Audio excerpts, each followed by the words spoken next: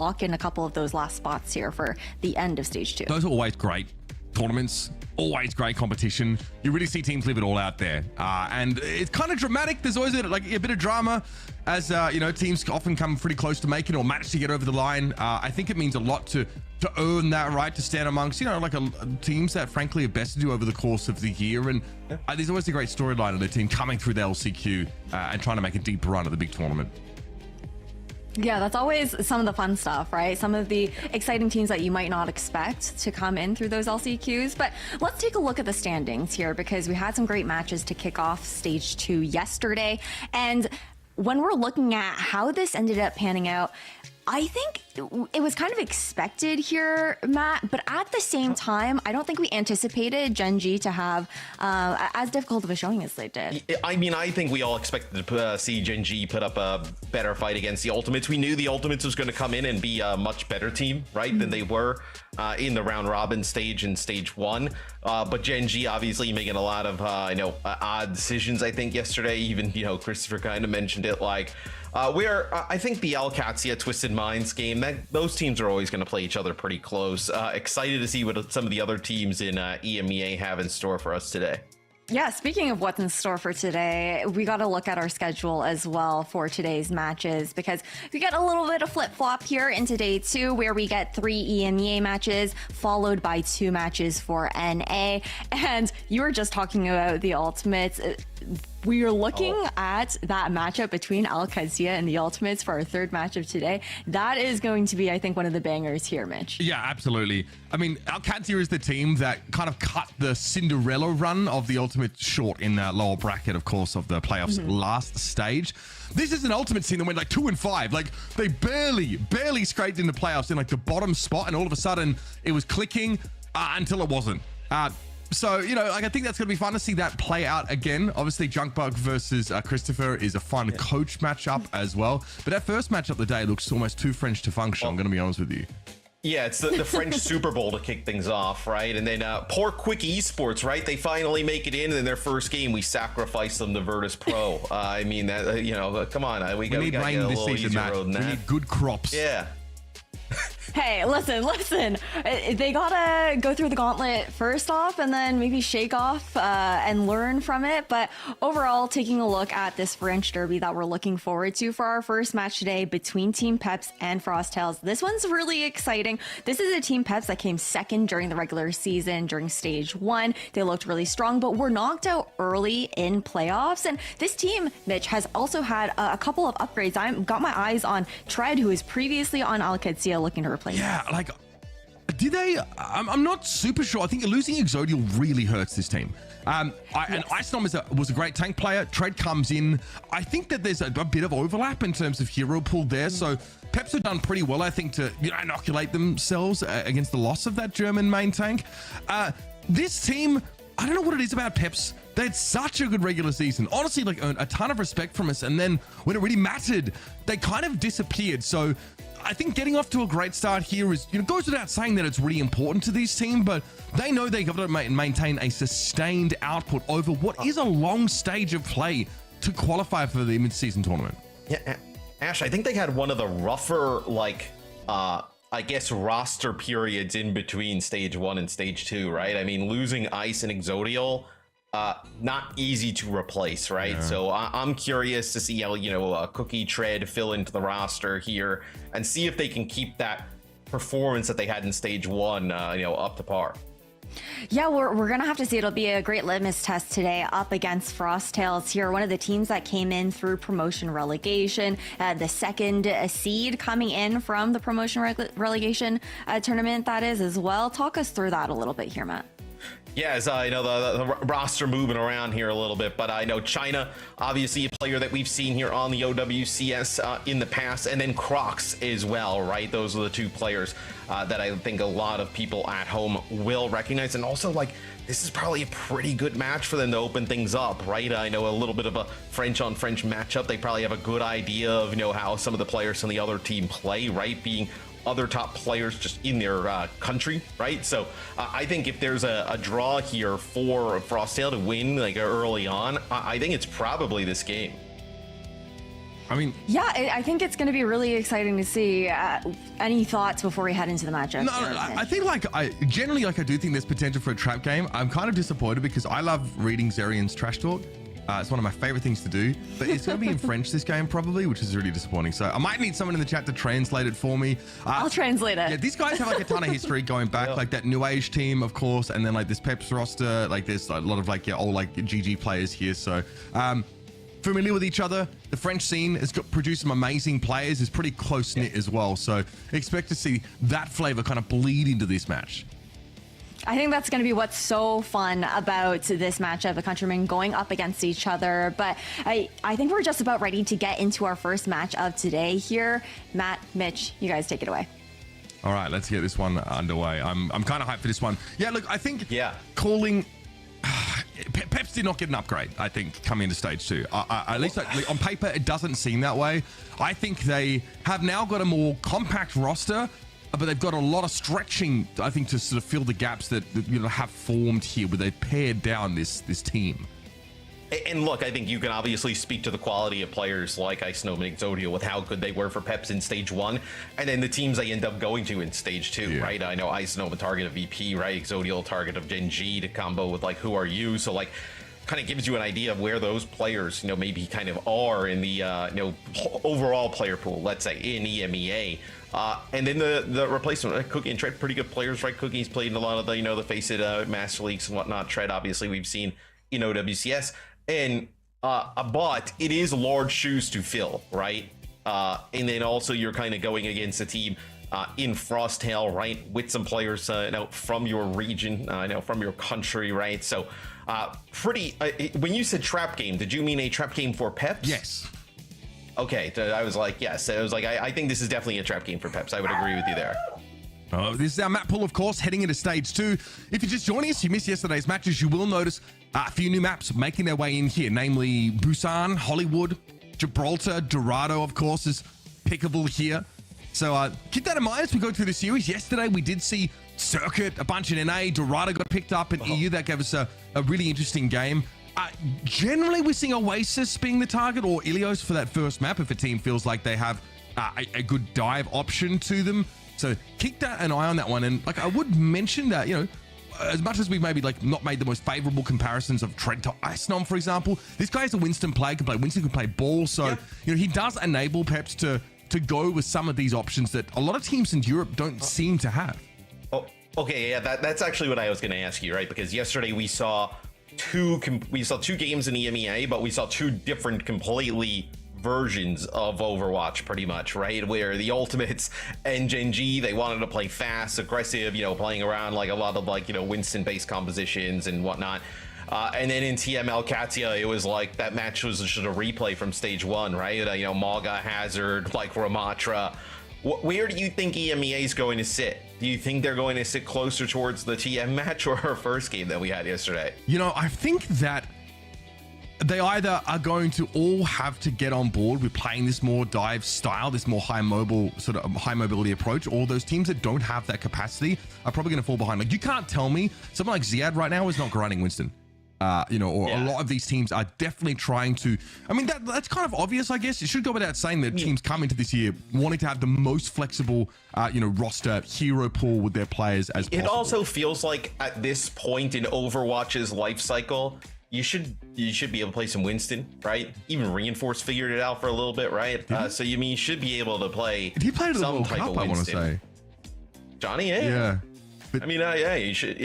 No, not bad at it, right? So I mean, you should be able to figure it out in terms of because like how we've talked about over time, right, with the support role and the DPS role, and how kind of the line has been blurred between flex and main support, right? You're kind of expected to play a little bit of both at times, and then especially a projectile and hit scan in terms of the DPS.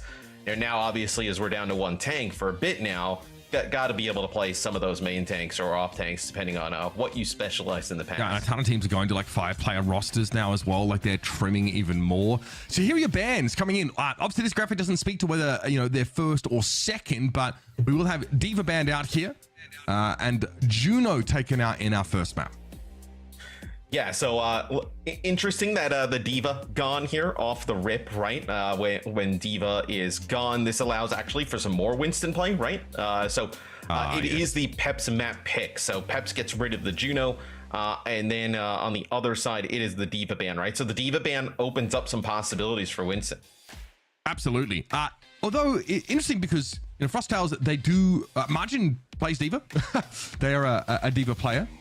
More like Diva Sigma, Ramatra that we've sort of seen from them. So they just don't want to deal with it on this map. They might be trying to set up like a Winston mirror. Like maybe we, Frostales have already worked on getting a good Winston comp under their belt. But their first ban what comes out is the Juno. So it certainly feels like Peps are trying to get out of like a Malga situation. They just don't want to deal with that. I don't want to give the Juno the ability just to orbital ray and give the Malga comp such an outsized advantage.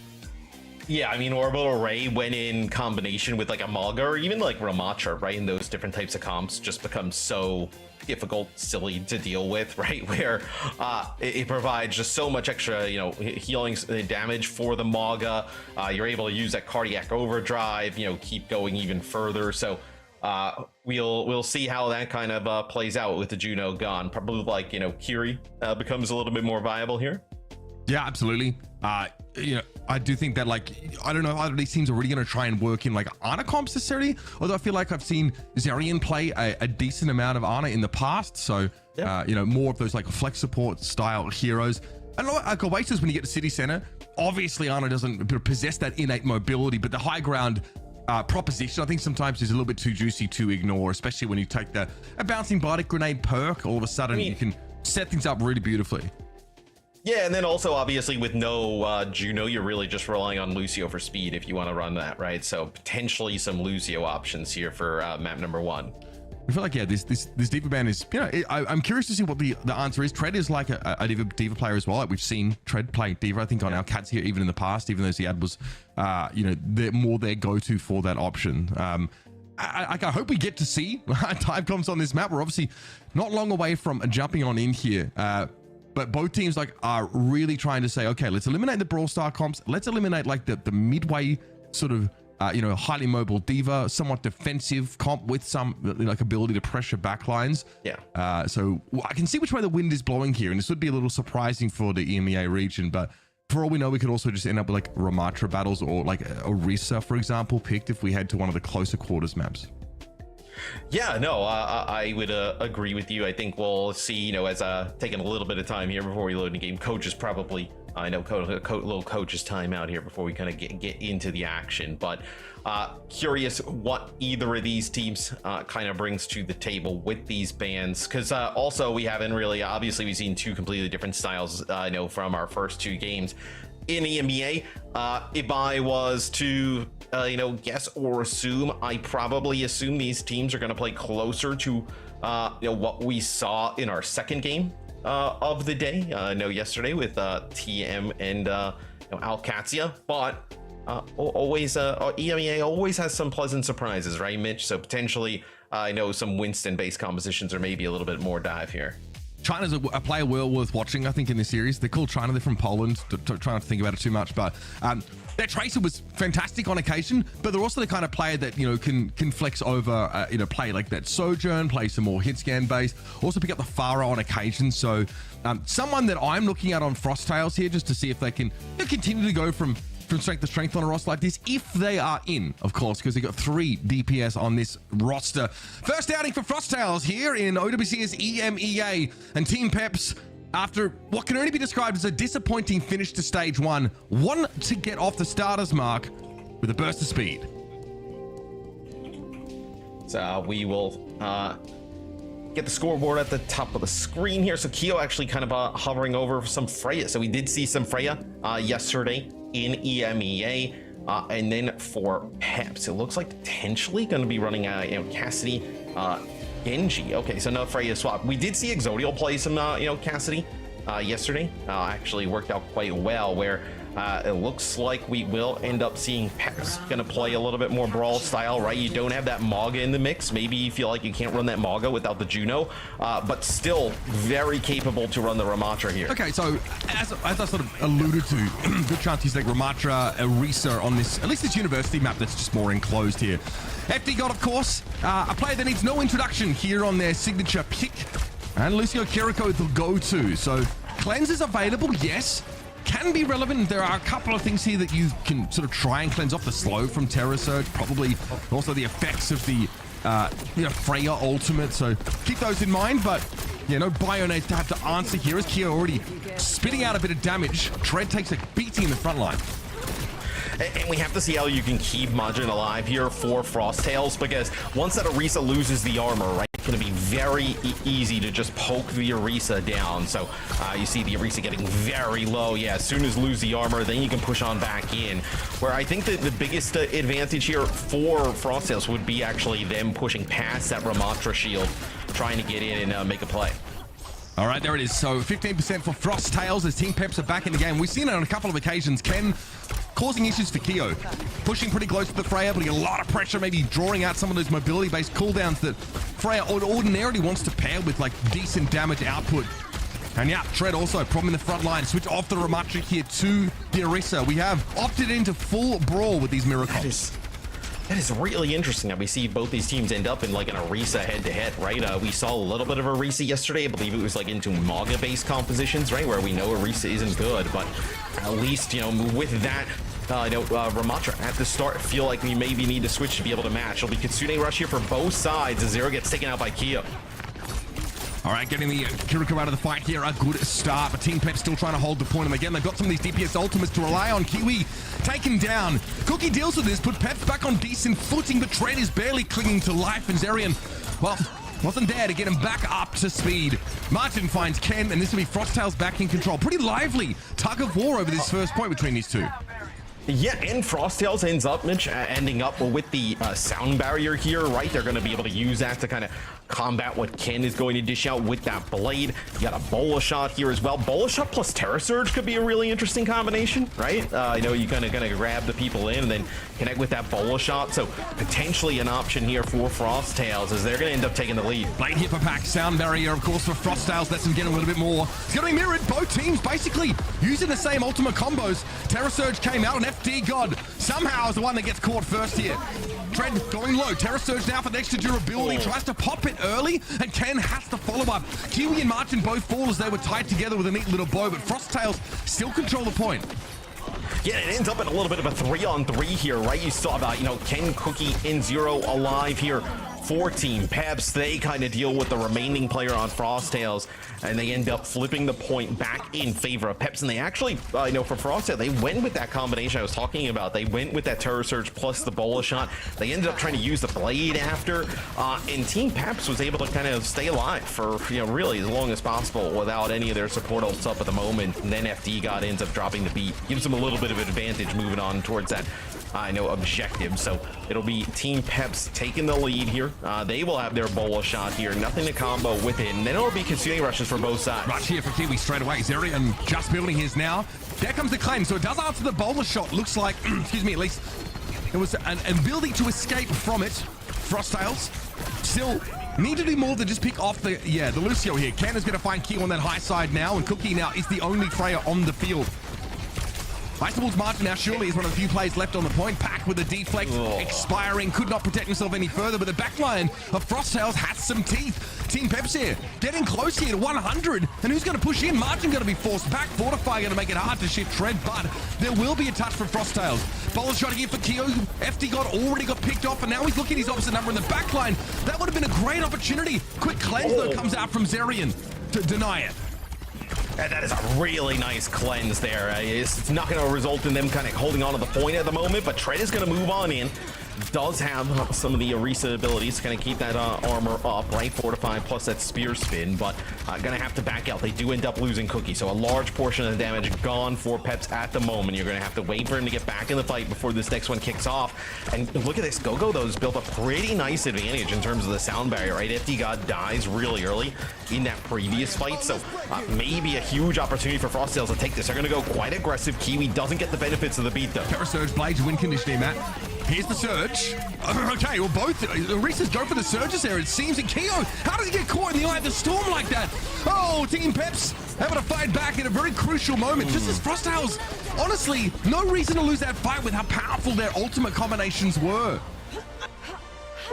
The idea is good there for Frosttails. The execution could use a little bit there, where they end up using the beat and they push on in, right? And at that point, knowing there's no support ultimates on the other side, and with where you are on the objective, you need to get a kill there, right? You can't invest the beat, push that deep, and then result in nothing. Peps does a really nice job of just kind of like kiting it, moving back, right? And then after that, you know, Team Peps has a big advantage in terms of support ultimates and then moves on in, and nothing they can really do about it. So Frosttails, I actually thought they played it right. It's just that the you know, they just needed to come up with a kill there. I think that, you know, despite the fact that Tread didn't have other DPS ultimates to pair with that Terra Surge, throwing it in there just as Frosttails were trying to go for like their Surge Blade combination disrupted them heavily. Like somehow Keo's just dragged onto the point there, right, towards the Orisa and gets taken down. So that's a really, really efficient round there in terms of ult economy from Peps. And of course now we just wipe the slate clean. This time Hazard comes out for Peps. Frosttails, they don't opt to go for the more mobile option here that we do see on City Center. What is your thoughts of the Hazard into the Orisa though? I think the Orisa can like use spear spin, like, you know, knockback, like really dislodge the Hazard. It's all about like finding small windows here to punish the Orisa's lack of mobility, right? I think this is a good example. Like you see how it just like throws out the jagged wall. Orisa has to go around it. Sure, she can fortify it so she's not knocked back by it, but it's a huge waste of that cooldown. So ideally, Peps want to ignore Margin as much as possible, as most comps that aren't mirroring the Orisa are. Yes, you see Tread just hanging on barely there. He does a nice job of using the leap going in on the Kiwi early and like putting down some damage. And then Majin's got to use Spear Spin and a Javelin to kind of knock him back towards the point. But at that time, the damage is kind of done, right? Frosttails is completely split. They put enough damage down onto the tank in supports to make them worry a little bit. And now Peps in control of the point first. And they also, you know, have a great chance to be able to kind of like hold this for an extended period of time, right? It's very difficult to kind of just take this point back, but also a lot of high mobility characters for Peps, right? They're going to be able to kind of juggle the point constantly. And at this point, Margin's using Javelin Spin just to try and keep up with Tread. Not thinking so much about the damage mitigation component of that, but just not wanting to be left behind. Getting caught in between the players, Orisa, is pretty frustrating. Even with her ability like to close gaps sometimes, it can be difficult. Now Peps have like this really powerful high ground with a bowl shot available. Kasuna Rush will let them just dive down onto Pack, and Ken cleans them up. All right, tough here now as Cookie can sit on this bowler shot, wait for Martins. Fortify to expire, but in doing so, exposes themselves a little too long to that Orisa damage. A pretty good jagged wall here, though, forces a swift step out of the Kiriko. And FD got to invest the beat here towards the end, really just, I think, kind of like solidifying the fight win. Does give an opportunity here for Frosttails, though, you know, going to be coming back with that sound barrier. I think, though, for Peps, you probably realize, at least at this point, right, you're going to have the downpour that maybe they need to respond to for beat, but then you also have Ken's Blade, where you know that Pack really hasn't gotten much going at this moment, right? So maybe Ken pulls out Blade, gets that sound barrier out, then now it's going to be Cookie opening things up with a bola shot, right? Does a little bit of damage. Downpour there from Tread. Doesn't really connect with much. No, I mean, kind of awkward. Tread dives in and hopes to follow up on that bowler shot, but of course there's a Susu there to cleanse it. And they push so far in, right, to try and make that play happen that they kind of just let them back at the point away, right? They don't end up being able to use that Blade, so actually quite fortunate here for Frosttails. Yeah, I like the response there. Obviously, you know, Gogo feels the need to use a sound barrier, even if they don't know if that downpour is going to hit. Because you just can't take a gamble on that. Losing the fight at that point, you lose the entire map. So That does mean that Frosttails, it's going to be easy to force those ultimates out of them, and Team Peps can try and build a bit of an advantage in that regard. This might be an overextension, though. We'll see. Suzu comes down. Perfect. Absolutely perfect timing from Zerion. And a Kitsune rush now to punish Frosttails for this big commitment. Pac won't get any value off the blade. Keo, while they're on the back foot, at least has that bowler shot to potentially disrupt Peps, but they're coming to take what's theirs. Keo just got absolutely farmed by Cookie. And Team Peps are going to flip the point back. Yeah, they lose Majin, and then you try and hightail it to the point to maybe keep it contested, but Team Peps knows they have to push all the way through, and they have that blade to be able to do so. So now for Frosttails, you're gonna have to just kind of be running in here towards the objective. Bola shot here, potentially in the works. Fortify here from Majin, trying to get a touch. He gets hit with everything there, and he's not able to make it to the point. That'll be Peps taking our first map. Yeah.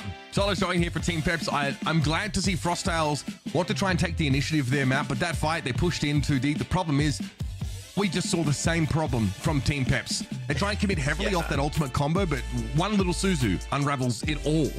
And they find themselves kind of out of position. And then Zerion's able to send a Kitsune rush in response. So there's like this legitimate crackback here from Team Peps that very quickly makes Frosttails realize they done messed up. I think they even had like the blade with the Kitsune rush, just kind of following it up, right? So a lot of really sick things to combo there. I'd also say, I think you were right with Gogo using the beat. He actually was like to the left of where the downpour kind of cone was, so knew he was going to safely get the beat and potentially save some of the players behind him. But we take a look. This first round, players behind him is the problem, right, Matt? Like he felt like it could have been, I think, but I don't know if anyone was going to get caught in that downpour in the end, as far as we could tell. Yeah, but you kind of have to do it anyway, just in case. I feel. Yeah, you can't risk it, right? Yeah. I mean, just kind of hope. I mean, you see there. I mean, Majin. I mean, good luck. He's getting like pushed back with his spear spin. I think he gets javelin there, and then the bola shot. I mean, that is a brutal scenario for any tank to be in, let alone an Orisa. So taking a look at some of the stuff head to head, really, although the first round was really close, stats heavily favor Peps. I do think like some of these Peps players are starting to evolve into legitimately elite players in this region, right? FD has kind of always been there. Zerion, I think, is someone that a lot of us have had our eye on for quite some time, even if they attract the wrong kind of attention every now and then in the server. They are extremely adept across like a lot of the high skill cap flex supports, right? Looking like, Kiriko, Ana, for example, a huge boon to this team. And frankly, Team Peps looks like they've come together really quickly with the Orisa version of this comp, also being able to have the depth to go to the Hazard look, which I really think was a problem for Margin. I do wonder, Peps, obviously, they have that first map pick. They get rid of Juno first. I wonder if now we start to see some potential like Maga play, right? People were hovering it in the spawn, but maybe you don't really kind of run it with like Kiri Lucio, right? But if you can get Juno back in the mix, that kind of opened things up potentially for some Maga action. So it'll be a Frosttail map selection and their ban first, right? So they will go with Dorado. Dorado typically signals you want to play like Winston, you want to play Diva, different things along those lines. But Frosttail does get rid of Diva first map. So curious where they go here. Like if Frosttail, if you get rid of like one of the supports or something like that, if Peps wanted to, you could get rid of Diva, you could get rid of Winston, right? You could get rid of one of those dive tanks. I'm curious what they do with their first ban here. I don't think that the Winston ban is worth it because it just opens up the Hazard, which we've noticed is like a pretty acceptable fallback for this map. We've already like seen it from Peps. I think the Tread looked pretty good there. I guess Margin's Diva can no longer be targeted here by Peps, so I think Diva is an acceptable proposition on this map. I just don't think that for much of Dorado, it's a safe idea to try and force these Malga comps. Even though I'm pretty sure you need to have at least 50 hours of Malga and rank to travel in the Schengen zone in Europe. Like it's just everyone seems to be able to do it. I know Tread's played a lot of it, so. I don't worry about a Malga matchup between these two outside of me just having they all the Malga mains in Europe just get together like once a month. They just pick a country. Yeah, that's called the EU Parliament, Matt. That's the EU Parliament. Everybody chats about it. Hey, what's your experience like? It's all right. Let's share some tips and tricks for which minigun to use when. This isn't a Malga map though. Like we saw yesterday, we saw TM play like Ramatra here, right? Like Ramatra against like Hazard, I believe, is kind of what we ended up seeing in the end. So potentially you could see some Ramatra, right? I think it all kind of depends on this first ban though from Frosttails, right?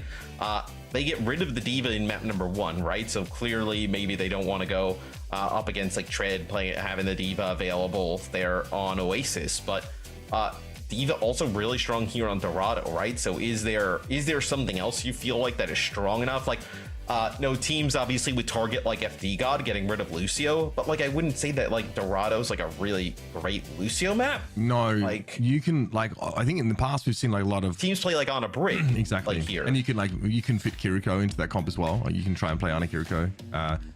Or if you really want the Ana Brig backline, yeah, like Lucio might get targeted. You might also choose to target Kiriko.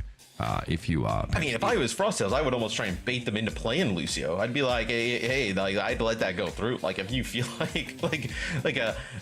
think if you see, you know, Peps ran out with a Lucio backline and you can play on a Brig, you have a distinct advantage in terms of support play at the moment, right? So I would almost kind of bait Peps into like just leaving it there available for FD God, just kind of dangle it in front of it. How do you feel about the Freya matchup that we've seen so far in this game? It certainly feels like Peps' Freya play has been pretty clean, but we've not really shone because, you know, Kiriko is such a natural predator in many senses to the Freya being able to cleanse that ultimate. And I still think we're in the I think we know that Freya is strong. I think we're still in a little bit of the experimental phase of like what's the optimal way to play Freya and how you kind of, you know, work her into the mix in terms of comps. I will say having the upward mobility is gonna be massive here. So okay, so Frosttails gets rid of Brig, which is interesting because we were just talking about probably one of the stronger combinations here. Would be Ana Brig, like playing on that high ground, right? You protect the Ana with the Brig, you're set up in a really good spot. They actually get rid of the Brig first. Peps not trying to play which is also right.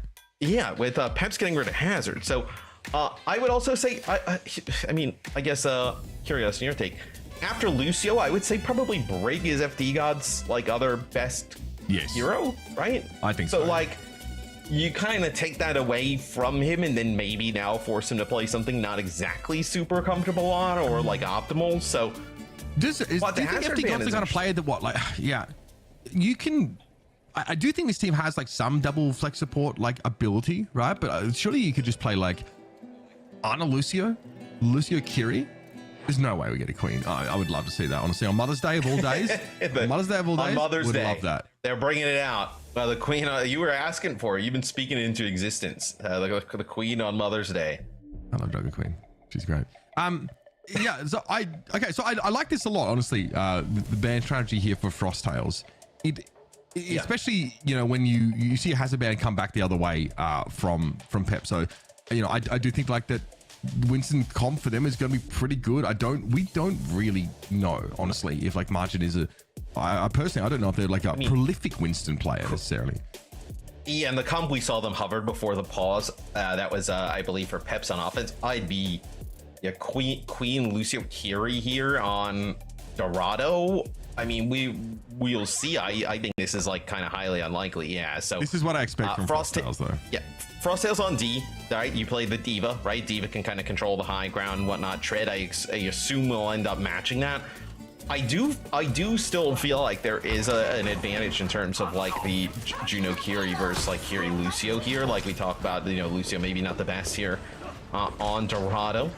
So we'll see. Peps is gonna be Kenj going back. Maybe play Genji here potentially. Yeah, so Genji really good at controlling the high ground. Do you think Kiri is almost a must-have against these Freya comps now? Because there's probably like a few options here at flex support to play.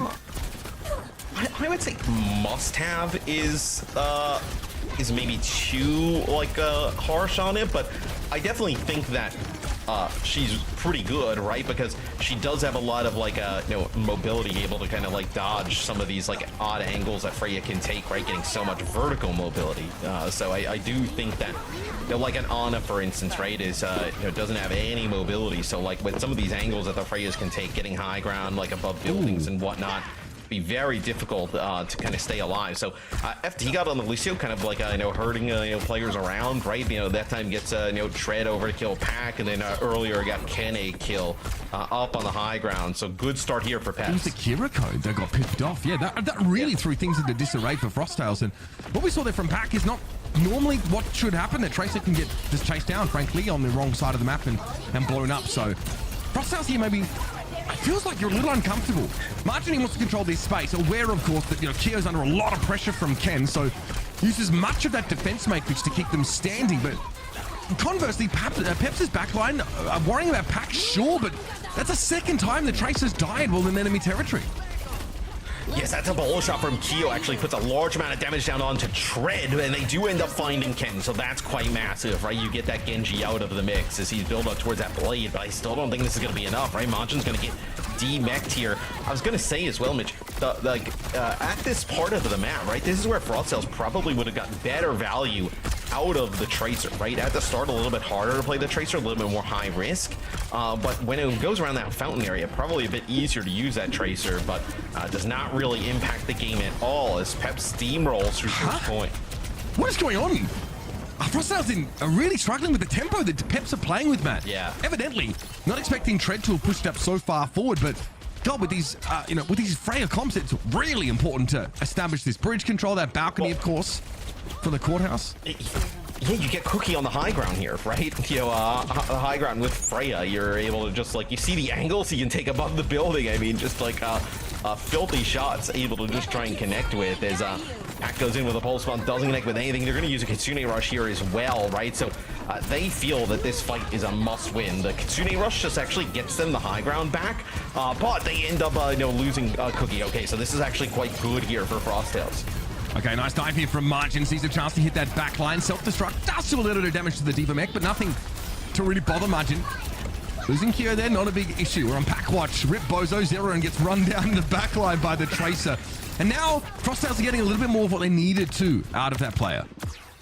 And I thought Peps was actually going to get a full, they were going to full disengage there, right? Because the Kitsune Rush comes on the high ground, everybody drops, but they end up losing Cookie, they end up losing Zero back to back. So now it's going to set up a fight here. Gogo's actually going to use an orbital ray here, gets up in the sky again, swinging for the fences, not able to take him out. I think that is extremely ambitious, but I appreciate it. It's like a kitten looking at a condor, thinking it might have a tasty morsel for itself. Look, it's cool to win, but even cooler to get potential TikTok clips. Absolutely.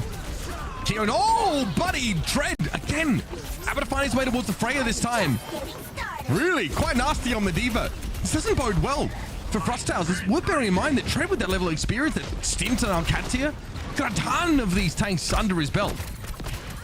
Yeah, I mean, obviously gains a ton of experience with Alcatia in Stage 1, going to Champions Clash, playing whatnot. So definitely paying off here as Pack is stuck behind enemy lines. On the Tracer, though, going to be able to get out. They know exactly where he's going to be coming from. I think Frosttails needs another stop here, Mitch. I think if they allow this second checkpoint to get taken soon, you're going to give so much time here to Team Peps that they're going to be able to capitalize. They're going to be able to finish the map. Pops dropped here, avoided for the most part by FD God. Pack brought down once more, and FD God, again, double-edged sword. Sometimes works for you, sometimes against. There, though, getting the elimination on the Tracer, pretty important for momentum. Cookie there gets a Suzu, top back up. Margin now forced to be an onlooker in the backline, but Ken is handled by Kyo. Peps starting to slow it up just a little bit more, but Tread has a sort of mech refresh opportunity now. Cookie's going to be forced off that sideline entirely. Tread's trying to make a bit of space here, but now, yeah, out in the open. A lot of damage coming his way. Gets out with the mech. Yeah, he's going to get out with his mech. I mean, that is crazy. Gets around the corner there, and Zero's able to help him out. Zero with a nice Suzu as well. Allows him like a brief moment of immortality, but that's going to allow them also, with the amount of damage that Tread takes, build up towards this Kitsune Rush. They're going to drop. Kyo gets everything. All the resources dedicated to the Freya. It's still not enough, though, to keep these attackers away. Tread, had to go for the Bunny Blaster to try and finish the job, and there it is. Kyo goes down. Cookie's able to get rid of them. If they had not moved, or if they had moved from behind the bird buff, they'd have gone down to the blast anyway. Now, 5 players for Team Peps, chomping at the bit to get this next checkpoint with 46 seconds to play. Go under extreme pressure now, and Tread is very, very good at turning up the heat when needed. LBD mech, though, they'll have to give that up. It doesn't exactly help tempo for the attacker side now, as most of them are not durable enough to play on cars. Imagine ends up using a self-destruct and gets the mech back, so quite massive. When I was talking about Frosttails needing a hold, didn't expect this, right? Because it was above like 2 minutes, almost 2:30 on the clock. Now we get it below 30 seconds. This is about as good as you could have asked here for Frosttails. As you had the Kitsune rush invested from Team Peps. They probably felt like that was a fight that they were definitely going to win. Now you're walking into an orbital ray on top of a rush. This is a great opportunity for Frosttails to get a hold. In the context of how the first point went for Frosttails, this is immense. Oh, this is amazing. Yeah. Tremendous defense they put out so far. Here's a sound barrier now. Orbital Ray layered with the Kitsune rush. They even have the same trajectory. Peps forced away as they don't have to support ultimates to spend on such a fight. And Back is able to go hog wild. Very aggressive D-Mac there on Tread. That little extra shielding out of Mech will not help him now. Team Peps brought to a halt here as Frosttails find the gear they were looking for. Dude. That is something to remember, you know, if this series goes the distance and goes for a while, right? Because Team Peps absolutely dominates first point there on offense. And then Frosttails puts together an awesome defense, right? They're able to hold for, you know, I mean, the card is like around that corner, almost under the bridge with above 230 on the clock. That's a situation, and they also had like great scenarios for Peps where they had like ultimate advantages and just not able to secure that second checkpoint. So massive stuff there from Frosttails, really kind of keeping themselves, I feel like, in the series, right? You end up losing this map, you go down 0-2. I mean, you obviously always a chance you can come back, but much harder. That FD God damage, always a sight to behold here. Well, that's the thing, you know, people like FD God, you know, sometimes he's like, you know, we see some clips where he ends up dying, doing some silly stuff, but that's also kind of what makes him an awesome player, right? So it's like, if you just kind of put him back there and, like, you know, told him to just kind of play like a, you know, a pretty passive Lucio, he would just be like another player. But what makes him awesome on that hero is playing that. And he only has 2 deaths, so I don't want to hear any complaints about it. Like, he's playing fine. Let's go listen in though to Frosttails here as we start to finally see a bit of magic from them. I'm gonna rotate to the back lane, okay, guys? And I'm gonna start. Yeah, I'm gonna set for the pinch as well on the high ground. maybe you can stay main for now. I will tell you. Like, you can pocket. Well, I wanna wait for high. Yeah. Il va. I think c'est pomp. Lucio Juno, ok. Pressure. Force Diva. I'll Shoot Diva. Careful. Prêt, close. Prêt, mid. I might drop on us. Yeah. Monsieur half. Très bien, très bien. Diva mid. Diva low on point. Shoot Diva. Shoot Diva. Des dans ta brique. 2 à brique. Oh, how am I dead? Can you ring main? Yeah, careful. Diva in. I got out. I'm back. They're gonna chase maybe. Yeah, wait a bit, wait for Q. Yes. Cannot play without him. Right, top right. Can you ring main? Pressure on me. Yeah, I can. Drop on me. Take the top right. Keep it drop. Pressure on. All right, so how am I dead? That's a classic Mitch line, honestly. I relate to Kiwi in a moment like that. A little bit of a tough. Yeah, you say that one a lot once you start getting. How am I dead? It's funny because it's completely useless for comms. It's like no one is going to answer that, but I get it. You can put a timer. It's usually about every 15 seconds. Yeah. Listen, I like to run down. I'm a bit of an FD god myself. You know what I'm saying? I do like, though, Frosttails, when they were talking about, like, the attempt there was to try and get, like, a pincer up on the high ground, right? We were on board with Pac, and he's trying to, like, rotate around that staircase, and then you have, like, Majin and Kyo working up from the high ground on the opposite side. But a team like Peps has obviously seen teams try and do that to them before, you know, thousands of times at this point, right? They knew exactly how to play it, and they are just getting bullied back to the spawn here. This is one where for Frosttails, I do think it's easier, like if Pac was able to play Genji here potentially, right? Just getting access to that high ground. It takes a little bit for it to develop on Tracer, right? Like the Genji, there's multiple ways and different angles you can take to get to the high ground. Tracer here really only has 2 routes, right? Going underneath this bridge into the stairs to the left or going directly under. And it can take a while for either to develop, and nothing's developing right now positively for Frosttails as FD God picks up another kill. Kenny's like the bubonic plague in this backline. Frosttails, bro. And it's crazy because we're on board with him, and then, like, you know, Tread joins in with him, they get a kill, and then, you know, he goes away. Then FD God jumps in and joins him, and they get a kill. I'm like the Vince McMahon meme of him getting more and more ecstatic just watching, like, each of these kills, because the little 1s and 2s that Peps are putting together in terms of this defensive diver, sick. Bro, they built 6 ultimates. And it's not like Frosttails is unaware, right? When we were doing the listening with them, they were calling constantly like Tracer on me, but then like FD God's flying in, Tread as well, it's impossible to deal with. And now you're almost below a minute in a full suite of ultimates here for Peps. Sometimes all you need is one of those right clicks to hit, man. Keo, I saw him there mid-air. Good Now it's a connection. bola shot used from Keo. Okay, honestly, and a pulse there for Pack. Nothing found from it. So now they've got nothing but an orbital ray.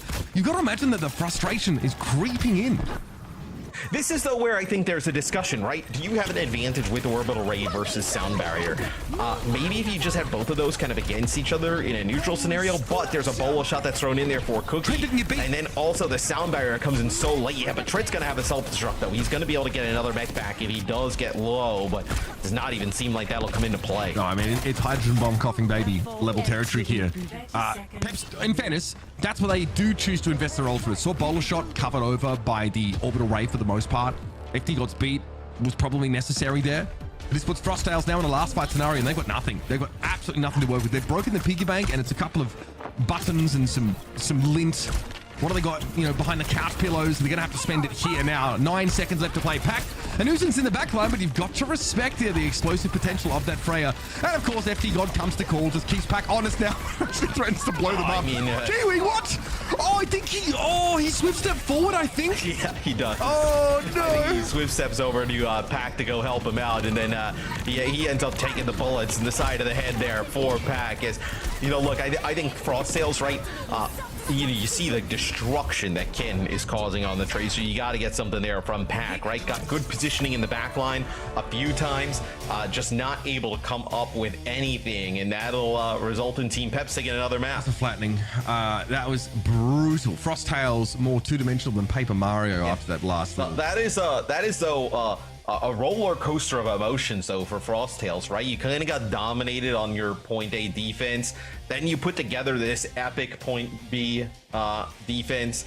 You go into the next half feeling probably pretty good, and if the checkpoint was at the statue, they would have got it. The issue is it's probably another 30-40 meters past that, so they had a pretty rough offense for them. Yeah, brutal. Honestly, I kind of teased it coming into this game, but many of these Peps players are like approaching that elite status, I think, as competitors in this region. And honestly, man, like, okay, you say that though, but like they were like one of the higher seeds in the stage 1, which obviously is great, but you got to make an event, you know what I mean? Like, I don't know, like there's got to be a point where just being like a top player in the region but then not qualifying for the events like has to kind of like come into play. Like, I want to see this team, like, I think this team Peps team is good enough to make it out of EMEA, right?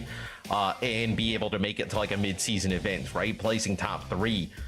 And I don't really have any concerns with them in like the round robin. It's just once we get into playoffs, right? I mean, I just kind of want to see it happen. I would say that there's a potential, and I don't know what was going on inside Peps, right? I have no idea, but there's potential that like they avert some of these roster changes if they make it to Hangzhou, right? If they can probably actually, yeah. Like if they performed in those playoffs the way that they did in groups, then there's a good chance that they would sort of be there. So that's a tough pill to swallow, and I'm sure that would have been a reckoning. Like, I am certain that they're not, satisfied, of course, with what they achieved last time around, but this team looks generally very, very good. The Lucio, Tracer, Diva, especially that trio just combining has been stunning. And then, like the Freya often has to operate a bit more independently, trying to create those opportunities, just manufacture those final blows here with some sharp shooting. I thought that was also excellent from Cookie.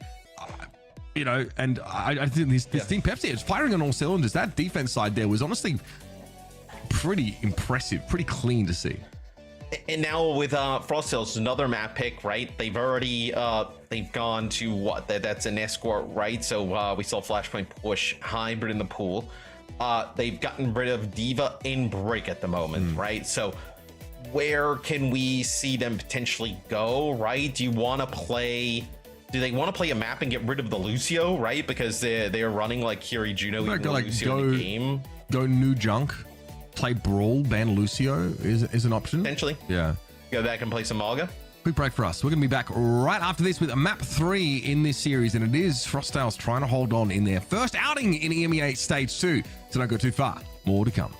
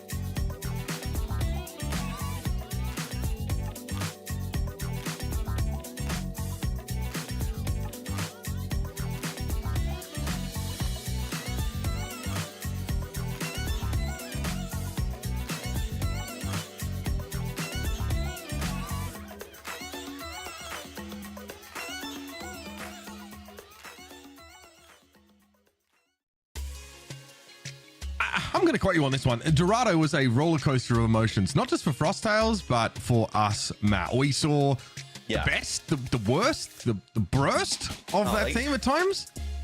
I gotta say as well, I mean, you know, production's got to start getting a tally. That might be the first time you've quoted me. I mean, I mean, you know, hey, this is a big moment of friendship here, I'm feeling. Is it? Or is it just the first time you've said something worth repeating? No, I actually think it's so early in the morning for you that you're not even really, you're kind of like on autopilot here, that I'm the captain now, as Frosttails, they get rid of Lucio here. At the start. So this is interesting, right? Because Lucio, obviously we talked about it on Dorado, right?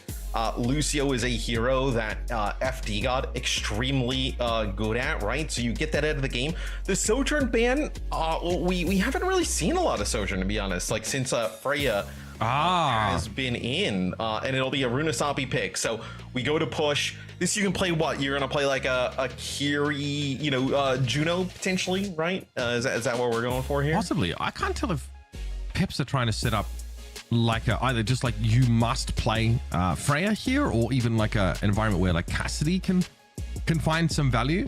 Obviously, like you're eliminating the longest range sort of hit scan option outside of Ashe, which is just really niche.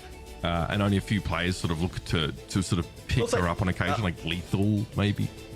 Yeah, in a lot of respect, I think here for Frosttails trying to put pressure, like the last map, right? You get rid of the Brig, right? You kind of want to have them play the Lucio there on Dorado, and then now you target FD God's Lucio, and now you want to make him play maybe something else, potentially, you know, like a Brig. So a lot of no emphasis put on FD God's hero pool here, potentially.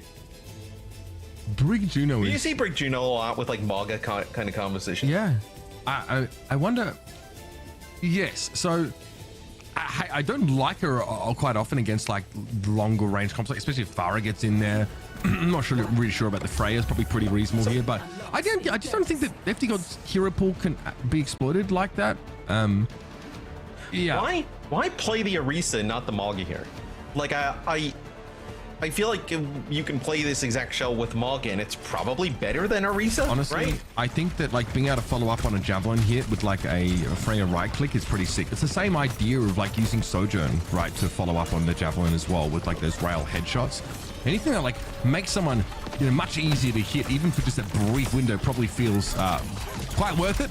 Pack's gotten in. Zerion goes out though, so Genji already starting to get going, but FD God is, well, has the protocols drilled for that kind of situation. It's just that Trent just goes too low in the front line given who the first pick was on.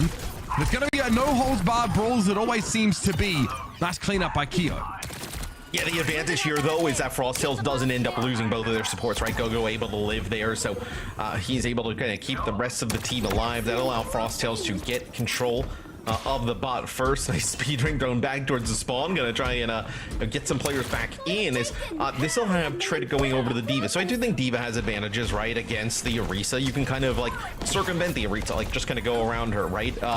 The spear spin not as impactful, right, against D.Va. I do think javelin throw, right, is pretty strong though against D.Va if you can connect. Yeah, and I also, you know, generally just think that you can push D.Va around a little bit, try and displace her. That's a beautiful bowler shot there. Cookie from the safest of safe ranges just sends that in, and Peps know exactly what to do. FD God, literally shield patch, whip shot elimination, so just pop all the cooldowns and go for it.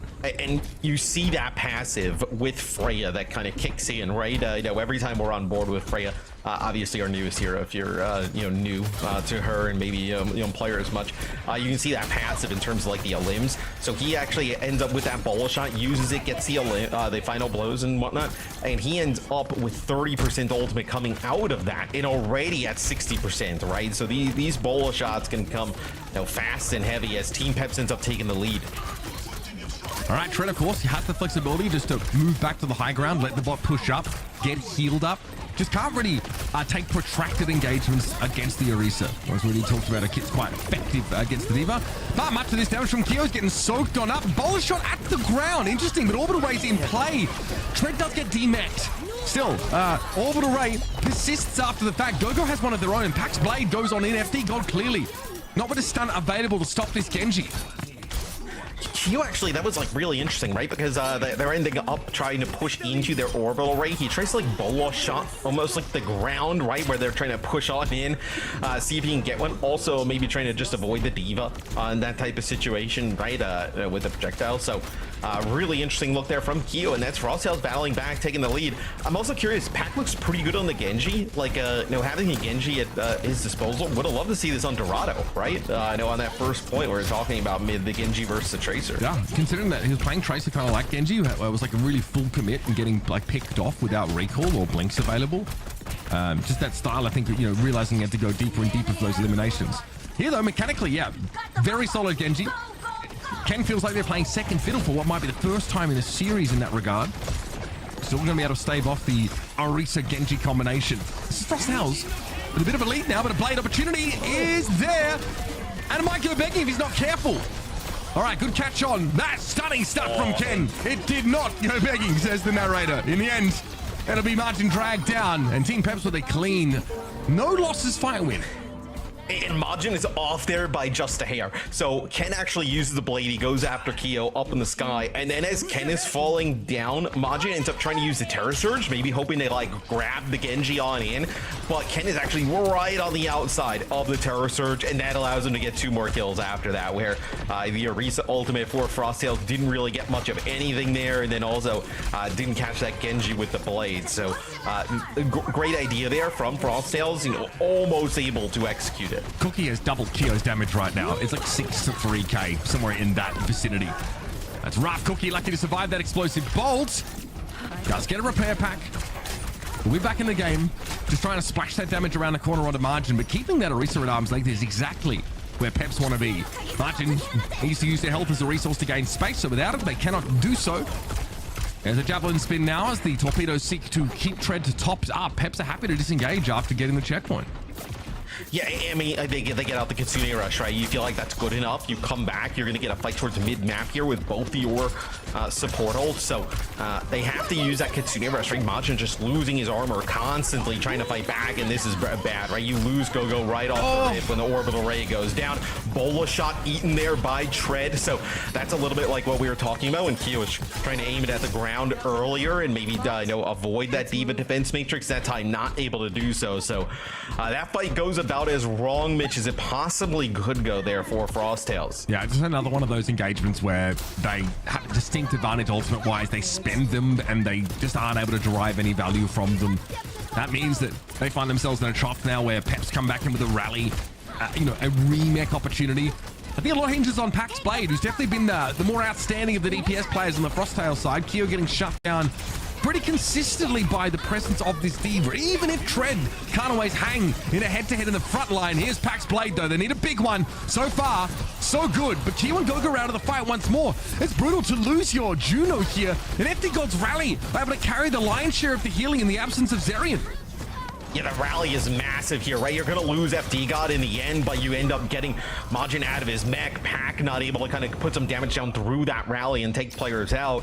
And, you know, with Majin switching to the Diva, just to remind you guys, first map, that was Frosttails' ban, right? They ended up banning the Diva, so might not be a hero that they exactly wanted to, like, kind of see become prominent in the series, right? Where Tread, we know from experience in, you know, the previous stage of OWCS Stage 1, very good, very proficient on the Diva.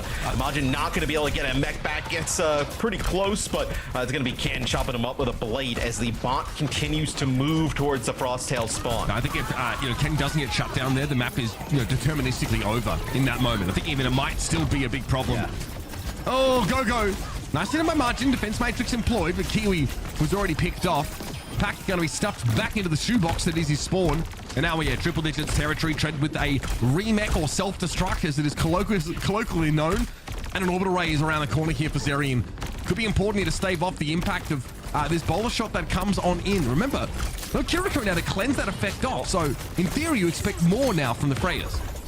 Tread ate the last one. So we'll see potentially if Kyo goes with a different angle here, trying to avoid that Diva defense matrix at all costs, where I like this for Peps. You don't have to be the aggressor really through the choke here. They push back a little bit now, come in with their orbital ray. All right, tries to go for it, but I mean, he just knowingly and voluntarily shot the bowler shot into the orbital ray. We couldn't do much about it. Martin able to catch on the FD God with a big self-destruct. Rare to see those. Clearly FD didn't have a shield available. So Frostale was able to fight back in this fight, even hold on to their rally for a rainy day. Yeah, the bowler shot from Kyo actually does kind of connect with Zerion on the opposite side. But that orbital ray is rolling, like you mentioned, so it doesn't actually pick up the kill, but still the kind of splash damage is good enough, right? You know, inside of that orbital ray, you need to kind of pose some type of threat. But now Frost tells me, dude, they have a huge mountain to climb here, right? It felt like on Dorado, they had an opportunity to win that map. They get off to a really good start here.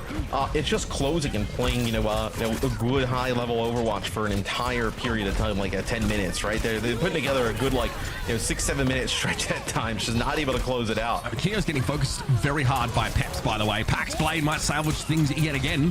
Give them a second consecutive fight win, which would be monumental. Tread climbs back into mech, but there's not much to do with it now as he's surrounded by these Frostale players who still need to find his first checkpoint. But yeah, Kio out to 8 deaths right now. Like, they are just being looked at constantly here by Peps.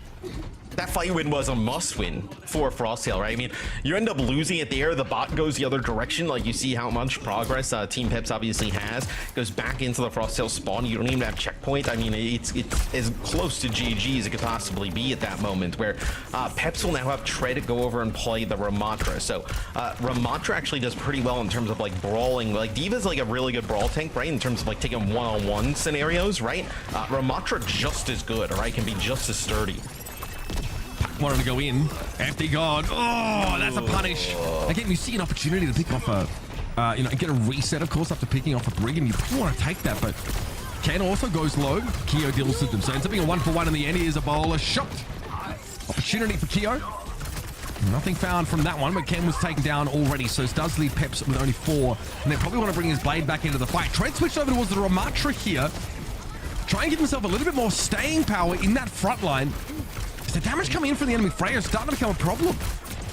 And he's already used Nemesis form, right? So he backs up around the corner, gonna wait for him to get that, you know, big ability of Ramatra before you end up trying to fight again, because now you're gonna be able to use that orbital ray with the Nemesis form. It's gonna be Gogo using the orbital ray here early for Frostales. It feels like they needed to get Tread during that. He stayed alive for so long. A great shield bash for Kiwi, getting 2 of them stunned up, including the blading Ken, but the fact that Tread survived long enough to get the orbital ray healing means that Frostales are now out of time. That is that, folks. A 3-0 for Team Peps, as the plucky upstarts Frostales will be handed their first loss of the stage. And there's just a few moments, Mitch, throughout this series that kind of like stand out, right? Frostales early on Oasis, right? They end up using some of their support ultimates like to push on in. Team Peps kites it, they move back, they come on in with their support ultimates, they come back in and win it. Same type of thing happened here, right? You're pushing towards the Peps spawn, you have an opportunity to maybe try and get close to winning the map, you use your orbital ray. Tread is basically at like 1 HP, you're not able to secure the kill, right? So this series obviously a 3-0 for Peps. But Frostales actually was like kind of in this in a lot of scenarios, just need 10 not minutes enough of it. in the end. 10 minutes of good Overwatch per map you need. Yeah. Hey, it is what it is sometimes. It was nice to see that Frostales were kind of like slowly warming into this series, maybe a little bit too late though, but for Peps, this is a team where we had questions about how these changes to the roster were going to look, with big shoes to fill with the replacing Ice and Exodial. How are you feeling, Mitch, about how Tread is looking, I guess, compared to maybe the expectations that we had for him going into this new team? Looking really good, actually. And I'm going to ask him about, I think, if we ever get a chance to sort of interview him about like what his hero pool actually is, because it seems really good. I think in almost like every tank matchup, it seems like Tread was never really lagging behind. It does help that like he has played alongside like FD God, for example, in the past. We're talking about an ex, you know, GG Peps player here in Tread, but I'm a big fan of it. I just watching that Dorado game for me was really definitive. This team plays such an elegant defensive, like D.Va, like diving composition. Yeah. And it just speaks volumes about their coordination, because that is kind of hard to put together on a dime. Like, people are weaving in and out of these little 2v1s constantly. And for a team like Frostales, like, it's just too much pressure to cover on all fronts. Yeah, it's still early days though. We didn't see a lot of his hero pool today, but I actually thought Cookie was quite good on the Freya. Like, you know, kind of just one-trick the Freya the entire time, but seems like a hero in the meta you can definitely do. So filling in for Exodial, I thought I'd give him a shout out as well. Played quite well. Yeah, I think that's a something that we've got to keep our eyes out for, right? Tripping over my words with the first match of today. But overall, we've seen a lot of the Freya play coming in, and I think talking about like that depth in hero pool maybe there for Tread as well, the importance of flexibility for those tanks to be able to help such a mobile hero like Freya be as effective. But when we're talking about Frosttails, then what are the adjustments that you want to see, Matt, from this team to make the improvements? Because there were those moments of brilliance, and just to be able to get it over the line in the future. Honestly, they played a lot of the situations right. Like, realizing they had advantage in terms of ultimates and trying to like push the pace and whatnot. It's just in those moments, probably a little bit more focus, right? Being able to take out Tread there is like really, impactful.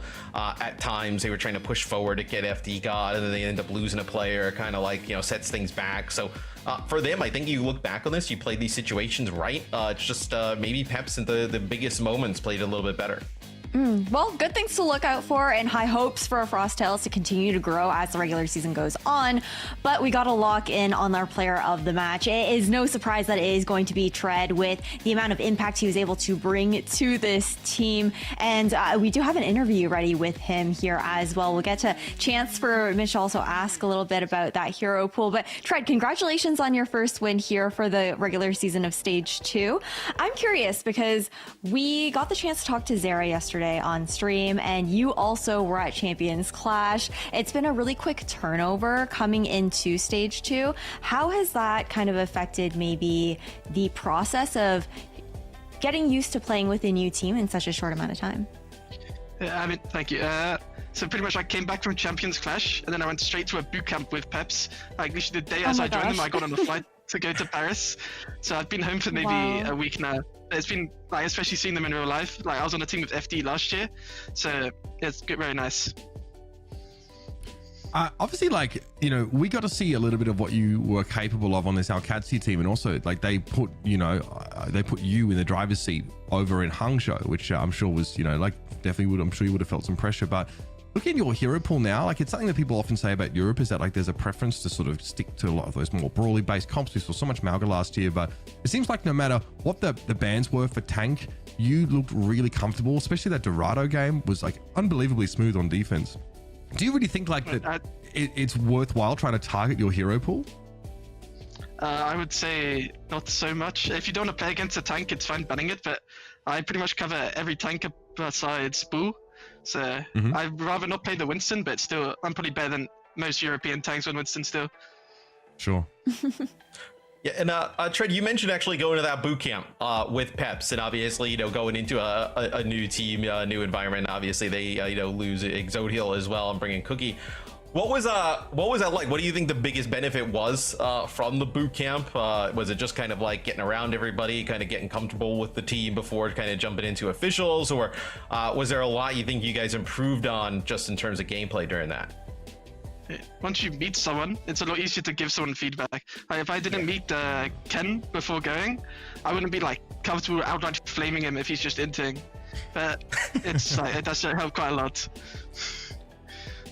Well, glad to hear you had that opportunity, even though it was like such a fast turnaround for you. And I'm looking forward to seeing you grow with this team, Tread. Thank you so much for taking this time to do this interview with us, and good luck for the remainder of your matches here for the regular season. But for us, we got to talk a little bit about what's to come, I guess, and how the standings have turned out. We'll talk about that a little bit later, though. But overall, this has been a great first matchup, I think, to see Tread debuting here on Peps. A lot of great signs, Mitch, for how this team might look as the season goes on. Yeah, it's such a subtle thing, isn't it? Like, being able to meet people at a boot camp makes you feel like you can, have those harder conversations with them or flame them, for example. It's also a great case for me and Matt never having met. I'm kind of wishing that was the case now, but also interesting, he doesn't prefer to play Winston. Like, when I think about Tread's hero pool, I always felt like he was really solid on that hero when he had to play it.